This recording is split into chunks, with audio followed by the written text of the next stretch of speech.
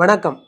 இந்த சீரிஸில் இன்றைக்கு நாம் ரவி மற்றும் ராதா என்ற பெயர்களோடு இன் என்ற வார்த்தையை சேர்த்து இங்கிலீஷில் முழுமையான வாக்கியங்களை அமைத்து அதனுடைய இணையான தமிழ் வாக்கியங்களை பார்ப்போம்.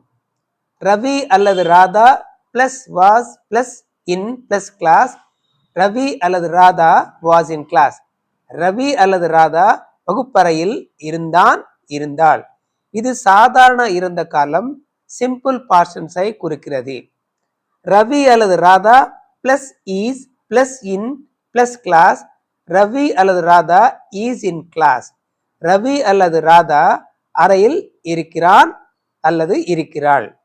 இது சாதாரண நிகழ்காலம் சிம்பிள் பிரசன்ட் டென்ஸை குறிக்கிறது. ரவி அல்லது Radha plus will be plus in plus bus. Ravi அல்லது Radha will be in bus. இது சாதாரண எதிர்காலம் சிம்பிள் ஃபியூச்சர் டென்ஸை குறிக்கிறது. அடுத்த சீரீஸில் பார்ப்போம். பார்ப்பதற்கு முன்னால் இந்த சேனலை லைக் பண்ணி ஷேர் பண்ணி சப்ஸ்கிரைப் பண்ணுங்க. உங்க கருத்துக்களை கமெண்ட் பாக்ஸில் தெரிவித்துக் கொள்ளுங்கள். நன்றி, வணக்கம்.